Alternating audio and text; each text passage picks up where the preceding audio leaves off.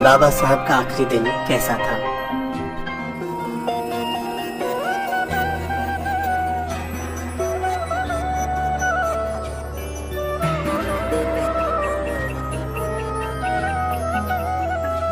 पाँच दिसंबर 1956 की सुबह डॉक्टर भीमराव अंबेडकर देर से सोकर उठे। नानक चंद रत्तू उनके उठने का इंतजार कर रहे थे। रत्तू 16 सालों से बाबा साहब के यहाँ सहायक थे। बाबा साहब के उठने के बाद रत्तू ने दफ्तर जाने की इजाजत मांगी। घर में बाबा साहब, उनकी दूसरी पत्नी सविता अंबेडकर और डॉक्टर मालवंकर थे। डॉक्टर मालवंकर मुंबई से उनके स्वास्थ्य की जांच के लिए आए हुए थे। दिन काफी सामान्य था। दोपहर में सविता और डॉक्टर मालवंकर कुछ सामान खरीदने के लिए बाजार चले गए, लेकिन काफी देर तक नहीं लौटे। उस समय बाबा साहब घर में ही थे। करीब शाम 6 बजे रत्तू ऑफिस से वापस लौटे, लेकिन तब तक भी सविता अंबेडकर बाजार से नहीं लौटी थी। इस बात से डॉक्टर अंबेडकर नाराज हो गए थे। उन्हें लग रहा था कि उनका ध्यान नहीं रखा जा रहा। बाबा साहब गुस्से में थे। रत्तू ने भी उनकी नाराजगी महसूस की थी। डॉक्टर अंबेडकर ने रत्तू को टाइप करने के लिए कुछ काम दिया। काम खत्म करने के बाद रत्तू जाने ही वाले थे कि सविता अंबेडकर जी लौट आई। कहते हैं बाबा साहब इस बात से इतने खफा थे कि उन्होंने सविता को कुछ सख्त बातें भी कह दी थीं। बाबा साहब आप शांत हो जाइए, आपकी तबीयत बिगड़ जाएगी। ये कहते हुए रत्तू ने बाबा साहब को शांत करने की कोशिश की। कुछ देर बाद वो शांत हो गए। उसी रात करीब 8 बजे जैन धर्म का एक प्रतिनिधि मंडल उनसे मिलने आया। ये मुलाकात पहले से तय थी।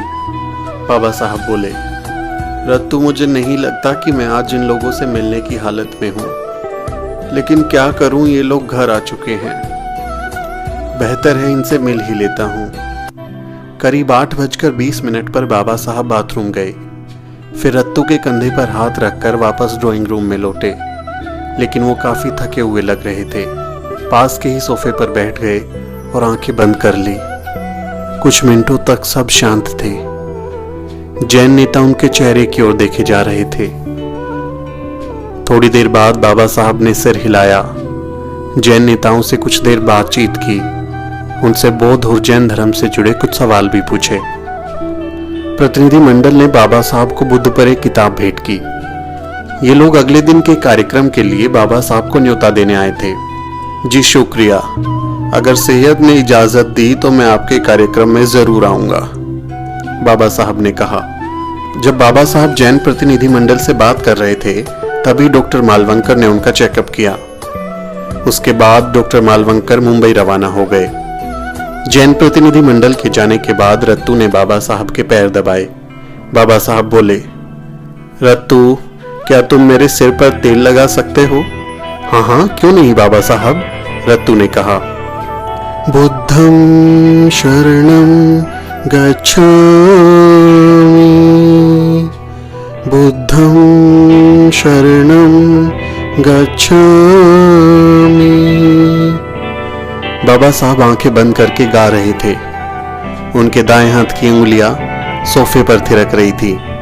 रत्तू, जरा इस गाने का रिकॉर्ड रेडियोग्राम पर तो बजाओ, बाबा साहब ने सांस खींचते हुए कहा।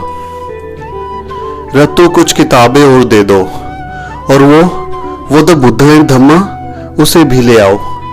उसके परिचय और भूमिका पर कुछ काम करना है। तो मैंने मेरे बिस्तर की बगल में टेबल पर रख दो। मैं रात में इन पर कुछ काम करूंगा। थोड़ी देर बाद उनका रसोइया सुदामा आया और पूछने लगा कि बाबा साहब आप क्या खाएंगे, मैं क्या बनाऊं? बाबा साहब ने कहा कि वो केवल थोड़ा चावल खाएंगे और कुछ नहीं। बाबा साहब अब भी गाना बुदबुदा रहे थे। थोड़ी देर बाद रसोइया दूसरी बार उन्हें बुलाने आया था। वो उठे और डाइनिंग रूम में चले गए। वो अपना सिर रत्तू के कंधे पर रखकर वहां तक गए। जाते हुए अलमारियों से कुछ किताबें भी निकाली और उन्हें किताबें टेबल पर रखने को कहा। रात के खाने के बाद वो फिर अपने कमरे में आ गए। बाबा साहब कुछ देर तक कबीर का गाना गाते रहे। चल कबीरा तेरा भवसागर डेरा, चल कबीरा तेरा भवसागर डेरा। कुछ देर तक वो यूं ही बुदबुदाते रहे। और फिर बेडरूम में चले गए। अब उन्होंने अपनी टेबल पर रखी उन किताबों की ओर देखा जिसे उन्होंने रत्तू से रखने को कहा था। अपनी किताब द बुद्धा एंड इस धम्मा की भूमिका पर कुछ देर काम किया और फिर किताबों पर ही हाथ रखकर सो गए। अगली सुबह जब सविता अम्बेडकर हमेशा की तरह उठी तो उन्होंने बिस्तर की ओर देखा।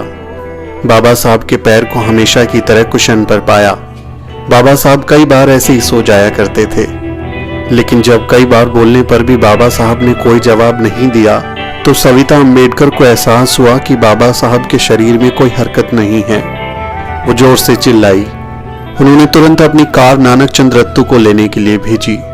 कुछ देर बाद रत्तू आए तो देखा सविता अम्बेडकर सोफे पर पड़ी रो रही थी।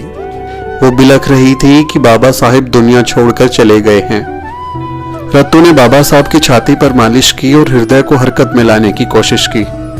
हाथ पैर हिलाया डुलाया, उनके मुंह में कुछ लिक्विड डाला, लेकिन कोई फायदा नहीं हुआ।